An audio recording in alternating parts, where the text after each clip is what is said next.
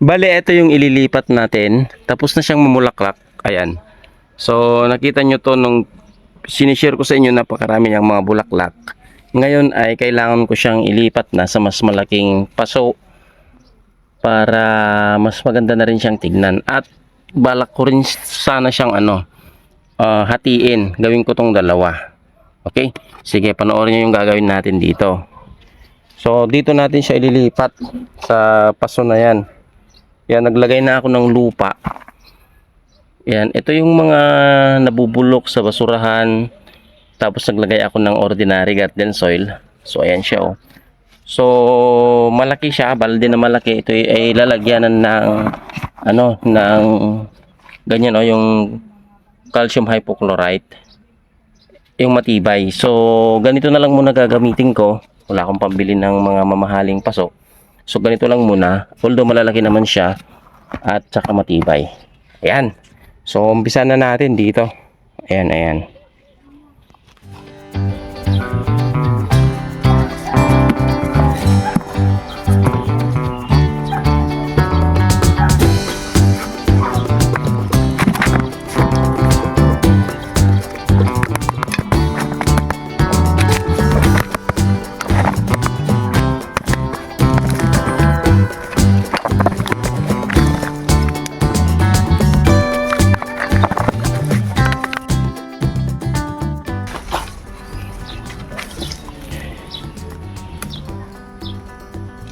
So bale, heto pala siya, oh.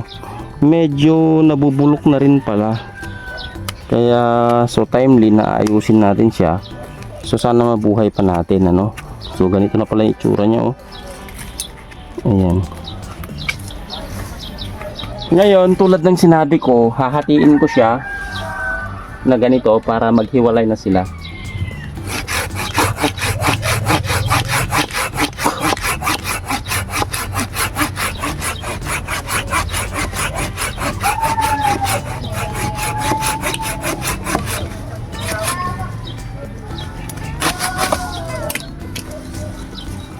So eto, naging dalawa na sila.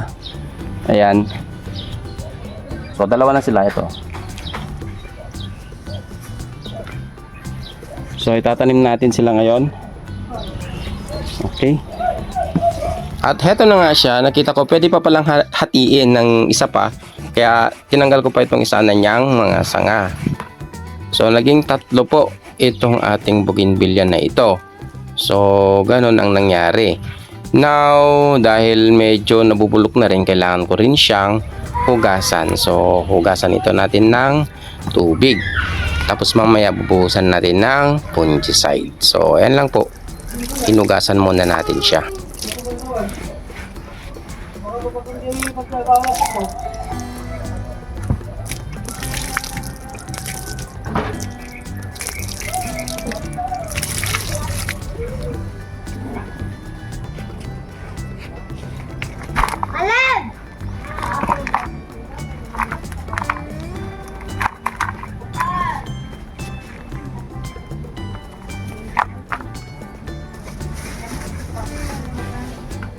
At ito na nga yung kung saan nididikit natin yung may ugat na parte. Naglagay ako ng vermicast. So vermicast po yan, yung nakalagay po sa sako na yan.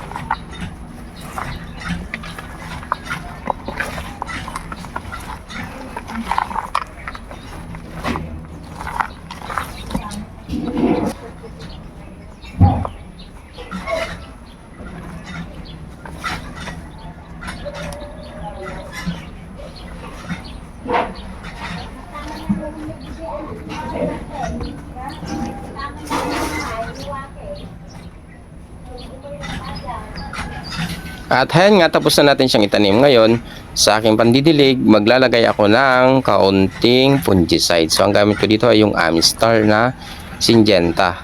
So, ganyan po. Konti lang. Nilagyan ko yung tubig na nasa balde. Yun na yung gagamitin natin na pandilig. Para at least, matanggal man lang o kaya mapuksa yung kung meron mang mga naiwan dyan ng mga punjay-punjay. Okay po.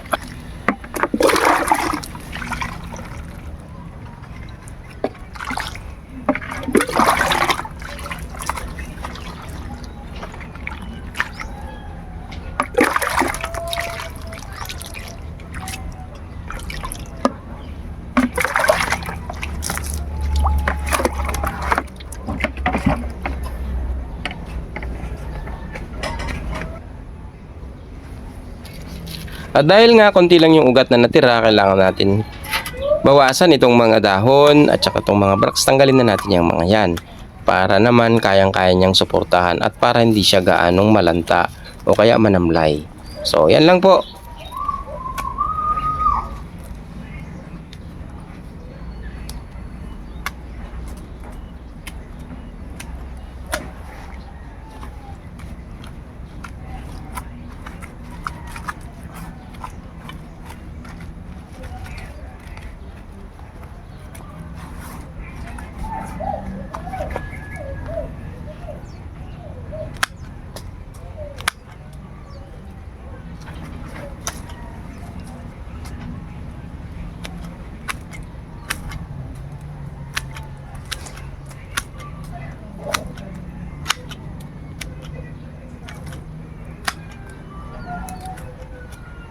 O, ito yung main na tinanggal natin, yung may pinakamalaking puno.